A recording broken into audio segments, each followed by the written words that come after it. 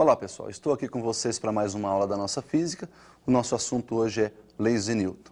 Vamos começar então com aquela pergunta para que você possa refletir até o final da aula. Seria possível um corpo se deslocar livre da ação de forças? Bom, vamos saber então o que é força. Força é um agente físico capaz de alterar a velocidade vetorial de um corpo e esse conceito então vai ser utilizado nas leis de Newton. Nós vamos começar então as leis de Newton. Primeira lei diz respeito à inércia. Vamos ao enunciado dessa primeira lei. Olha lá, princípio da inércia. Primeiro enunciado, então, que eu trouxe para vocês, todo corpo em equilíbrio tende a manter sua velocidade vetorial constante. E um segundo enunciado aí diz que um corpo por si só é incapaz de alterar seu estado de equilíbrio. Pelo que você pôde ver, o que quer dizer esse primeiro enunciado? Um corpo livre da ação de forças tende a manter sua velocidade vetorial constante. Está dizendo para você que todo corpo que está em equilíbrio, que tem força resultante igual a zero, não tem velocidade vetorial variando. Ele não muda nem a direção, nem o sentido e nem o módulo da sua velocidade.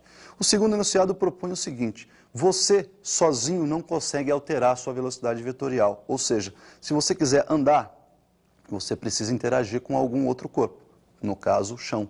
Para você caminhar, cada passo que você dá, você está empurrando o chão para trás. E ao empurrar o chão para trás, o chão te empurra para frente. Então aí houve uma interação, uma troca de forças. Vamos dar uma olhada nas possibilidades que nós temos para equilíbrio de forças. Dá uma olhadinha aí na força resultante zero. A força resultante pode ser zero em duas circunstâncias. Zero com velocidade vetorial igual a zero, portanto, quando o corpo está em repouso, ou força resultante igual a zero com velocidade vetorial em módulo diferente de zero, porém mantendo a mesma direção e o mesmo sentido, quando o movimento for retilíneo e uniforme. Bom, então está definida aí a sua primeira lei, ou a primeira lei de Newton. Mas nós temos mais duas, e nós vamos então definir a segunda lei, que é também conhecida como princípio fundamental da dinâmica. Vamos à segunda lei do Newton. O princípio fundamental da dinâmica relaciona massa do corpo, a força aplicada a ele e a aceleração adquirida por ele. Então, quando você aplica uma força a um determinado corpo, este corpo adquire uma aceleração. Newton propôs que o produto entre massa e aceleração te dá a força resultante aplicada a este corpo. No sistema internacional, a massa nós medimos em quilograma. A unidade de aceleração é metro por segundo ao quadrado e, consequentemente, a força terá uma unidade que é o produto entre quilograma e metro por segundo ao quadrado. Em homenagem a Newton, esse quilograma vezes metro por segundo ao quadrado será então chamado de Newton e nós representaremos pela letrinha N maiúscula. Então esta aí é a nossa segunda lei. Graficamente a gente pode representar essa expressão força igual a m vezes a através de uma reta, como já é de conhecimento de todos. Então vamos à representação gráfica e daí nós vamos tirar uma propriedade muito importante. Olha lá, na vertical o nosso gráfico está representando aí a força, na horizontal a aceleração, e a reta tem início no cruzamento dos eixos ou na origem dos eixos, porque no instante em que a sua aceleração é nula, a força aplicada também tem que ser nula.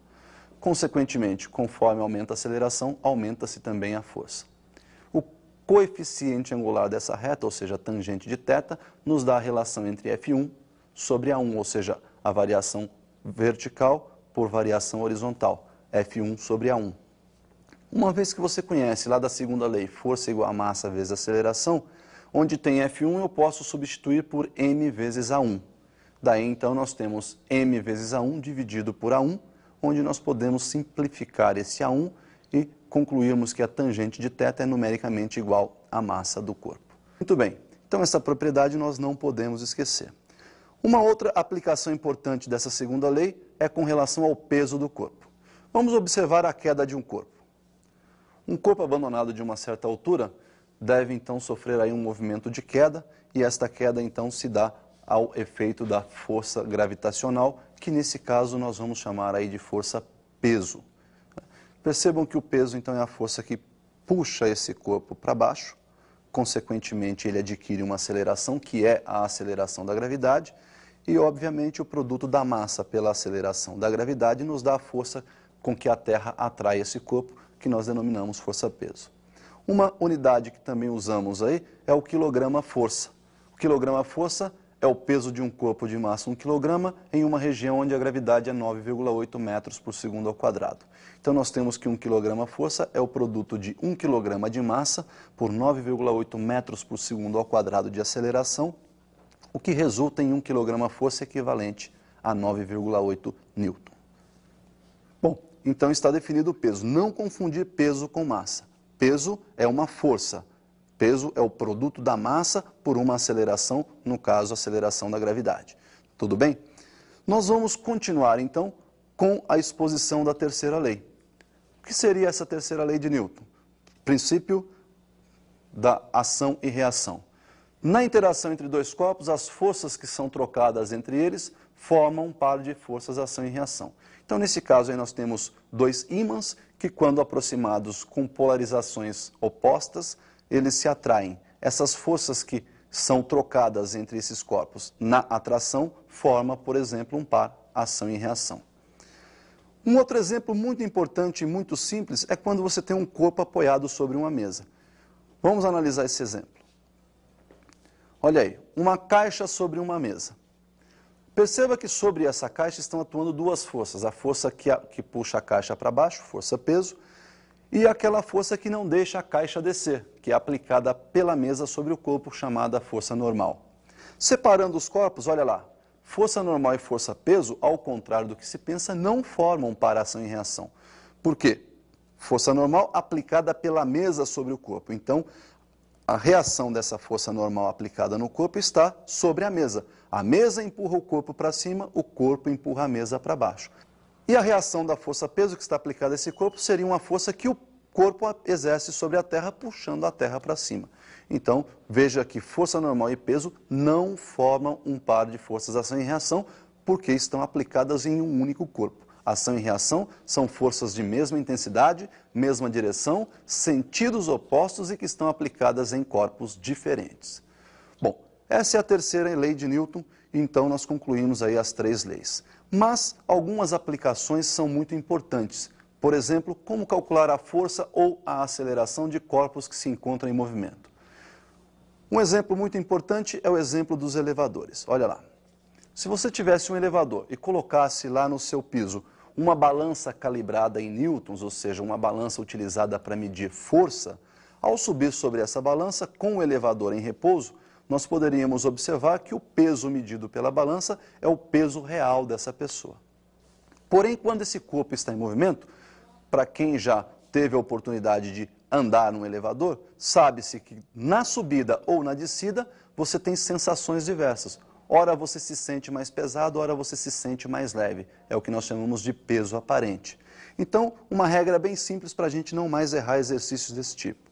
Se o elevador estiver subindo com movimento acelerado ou descendo com movimento retardado, a gravidade aparente dentro do elevador é a soma entre a aceleração da gravidade e a aceleração provocada pelo elevador nesse movimento. Se, por outro lado, o elevador estiver subindo com movimento retardado ou descendo em movimento acelerado, a gravidade aparente detectada dentro do elevador é a diferença entre a aceleração da gravidade e a aceleração provocada pelo elevador. Daí, então, nós temos que peso aparente é o produto da massa desse corpo multiplicada pela gravidade aparente no momento. Bom, esta é uma das aplicações, mas nós temos uma segunda aplicação também muito importante, que seria um pêndulo em movimento. Vamos observar um pêndulo que se trata aí de uma esfera fixa no teto de um veículo. Olha lá, esse pêndulo em movimento, quando esse corpo começa a se deslocar, perceba que essa esferinha sofre um deslocamento para trás e o fio que liga essa esfera ao teto do veículo fica então inclinado de um ângulo θ com relação à vertical. Nós temos duas forças aplicadas à esfera, a força tensora aplicada pelo fio e a força peso aplicada pela gravidade terrestre. Perceba que com o movimento, esse corpo não desce nem sobe, mas ele continua se deslocando para a direita. Então existe uma força que está acelerando esse corpo. Essa força que acelera é uma componente da tensora, que nós vamos chamar de Tx, está representada aí ao lado. Quem é que não deixa esse corpo descer? Esse corpo não desce devido há uma força que puxa ele para cima. Essa é a componente vertical da força tensora, que nós vamos chamar de Ty. Então, Tx é a força que acelera, daí então Tx é o produto da massa do corpo pela aceleração, e Ty é a força que equilibra o peso. Daí nós chamamos então Ty de m vezes g, Ty igual ao peso.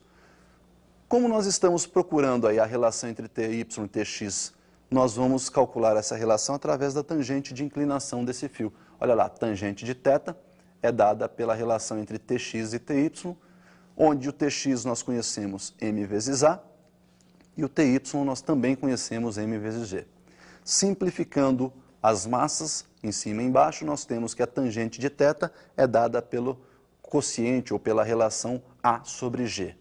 Multiplicando os dois lados por g, nós temos então que g vezes tangente de θ igual a vezes g dividido por g. Simplificando g em cima e embaixo, a igual a g vezes tangente de θ. Então, pessoal, essas são as leis de Newton que nós tínhamos que ver hoje. Lembra da pergunta inicial? Seria possível um corpo se deslocar livre da ação de forças? Bom, primeiro, nós temos que levar em consideração que o conceito livre da ação de forças não quer dizer ausência de forças aplicadas. Livre da ação de forças quer dizer todo o corpo em equilíbrio, força resultante igual a zero.